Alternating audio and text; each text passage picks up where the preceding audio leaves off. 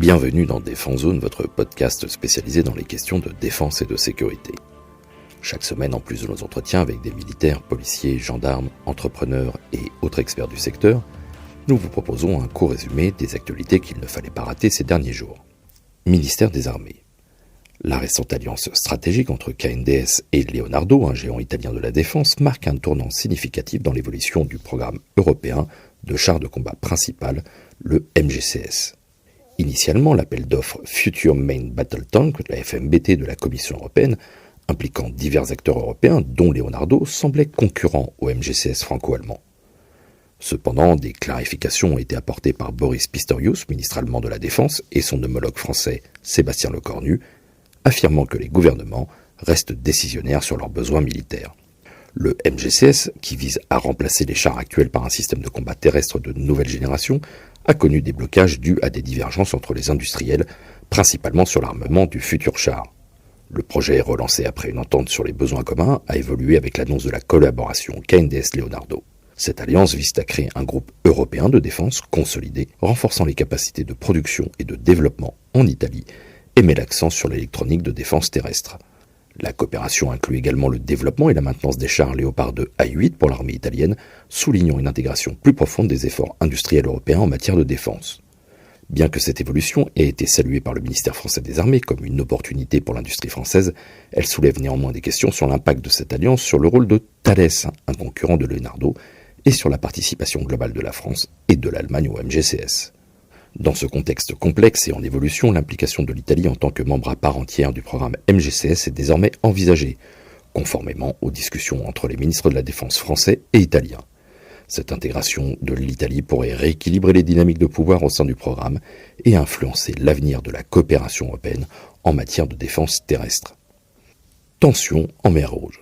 Le conflit en mer Rouge s'intensifie avec de nouvelles attaques orchestrées par les rebelles Houthis du Yémen, soutenus par l'Iran. Récemment, ils ont revendiqué des attaques contre le pétrolier MV Swan Atlantic et le porte-conteneur MSC Clara, utilisant cette fois des hydravions tels que les Bavard 2, des appareils à effet de sol capables d'échapper au radar.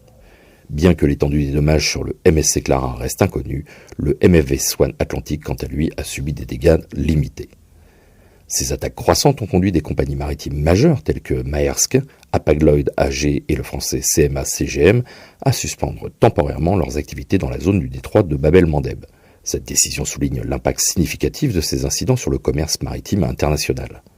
En réponse à cette menace croissante, une coalition internationale sous la direction des États-Unis, incluant la France, le Royaume-Uni, Bahreïn, le Canada, l'Italie, les Pays-Bas, la Norvège, l'Espagne et les Seychelles, a été formée pour l'opération Prosperity Guardian. Cette initiative vise à sécuriser la navigation en mer Rouge et à contrer les activités hostiles des Houthis. L'Allemagne et l'Égypte, bien que sollicités, ont choisi quant à eux de ne pas participer à cette coalition. La partie française à cette opération pourrait prochainement être sujet à un débat au Parlement, conformément à l'article 35 de la Constitution française. Les forces navales occidentales telles que la frégate française Freme Languedoc et le destroyer britannique HMS Diamond jouent aujourd'hui un rôle clé dans la défense contre ces attaques.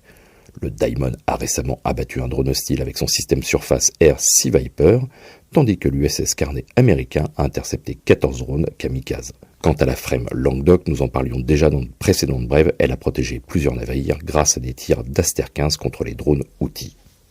La situation en mer Rouge, exacerbée par les guerres en cours entre Israël et le Hamas, révèle l'importance stratégique de cette région pour la sécurité maritime internationale. La liberté de navigation et la sécurité des voies maritimes restent une préoccupation majeure pour la communauté internationale face à l'escalade du conflit. Allemagne. L'Allemagne, initialement partenaire dans le développement du Tigre Mk3 avec la France et l'Espagne, a choisi de retirer ses hélicoptères Tigre du service, citant une disponibilité insuffisante.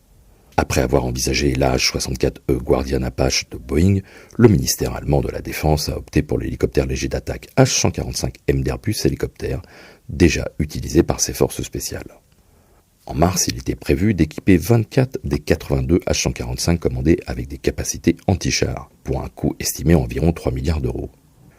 Le 145, conçu à l'origine pour le marché civil, a été adapté pour des utilisations militaires avec de nouveaux moteurs et la possibilité d'ajouter des armements tels que canons, roquettes, missiles anti-chars Spike ER. Cette commande nécessitait l'approbation de la Bundestag en raison de son montant élevé. Le 13 décembre dernier, l'approbation a été donc donnée pour 62 appareils fermes et 20 en option. Airbus Hélicoptère s'est bien sûr félicité de cette commande, la plus importante pour le H145M et le système d'armes H-Force. Ce système plug and play intègre divers équipements dont un viseur de casque et une boule électronique optique infrarouge. Sur les 62 hélicoptères commandés, 57 seront alloués à l'armée allemande et 5 aux forces spéciales de la Luftwaffe.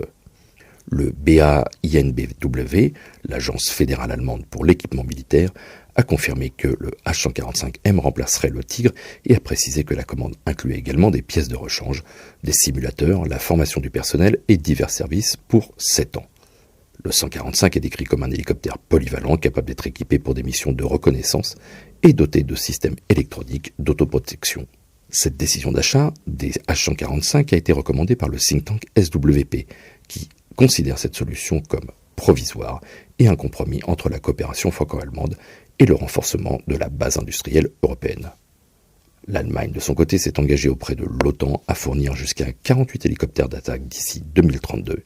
Il reste maintenant à savoir si les capacités du H145 répondront à ces exigences. Sahel. L'année 2023 a marqué un tournant majeur de la présence militaire internationale au Sahel, notamment au Mali et au Niger. Les forces armées nigériennes ont annoncé le départ complet des troupes françaises avec la dernière rotation ce vendredi 22 décembre. Ce retrait fait suite à la prise de pouvoir par les généraux nigériens lors du coup d'État le 26 juillet, qui a entraîné une rupture de plusieurs accords militaires avec la France. Environ 1346 soldats français et une majorité de matériel logistique avaient déjà quitté le Niger il y a quelques semaines, ne laissant sur place que 157 soldats. Parallèlement, au Mali, la mission de l'ONU, la MINUSMA, a officiellement clos 10 ans de déploiement. Malgré les efforts déployés depuis 2013, les violences ont continué à se propager, affectant non seulement le Mali, mais aussi ses voisins sahéliens. La MINUSMA, considérée comme la mission de paix de l'ONU la plus durement touchée ces dernières années, a vu plus de 180 membres tués dans des actes hostiles.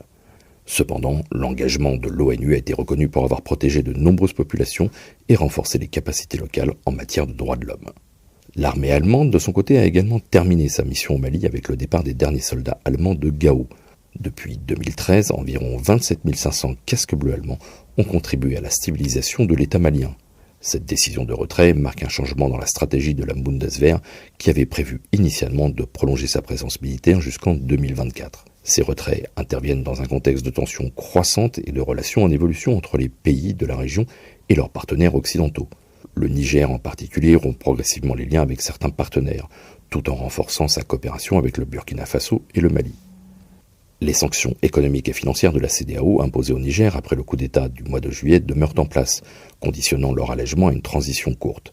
Ces évolutions politiques et militaires suggèrent un changement significatif dans la dynamique de sécurité régionale, avec des implications potentiellement vastes pour la stabilité et la lutte contre l'extrémisme violent dans la région du Sahel.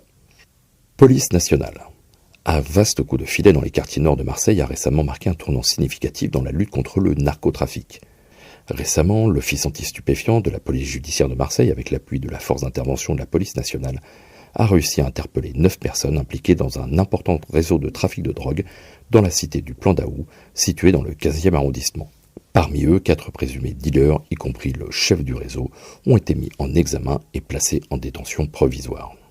Ce succès est le résultat d'une enquête débutée en novembre 2022, révélant un trafic intense de résine de cannabis et de cocaïne, provenant respectivement d'Espagne et des Pays-Bas. Les perquisitions ont abouti à la saisie de 4 kg de hashish, 100 g de cocaïne, 6 montres de luxe et divers biens de haut de gamme, ainsi que des armes à feu et 8 000 € en espèces. Dans un contexte plus large, le ministre de l'Intérieur, Gérald Darmanin, a annoncé via les réseaux sociaux l'interpellation de 24 autres individus liés au trafic de drogue à Marseille. Ces arrestations s'inscrivent dans la lutte contre le narcobanditisme, une problématique qui a conduit à 47 morts depuis le début de l'année en raison des violences entre clans rivaux. Par ailleurs, le patron de la police, Frédéric Vaux, a souligné devant la commission d'enquête du Sénat une hausse de 57% des homicides et tentatives d'homicide liés au trafic de stupéfiants en France pour l'année 2023.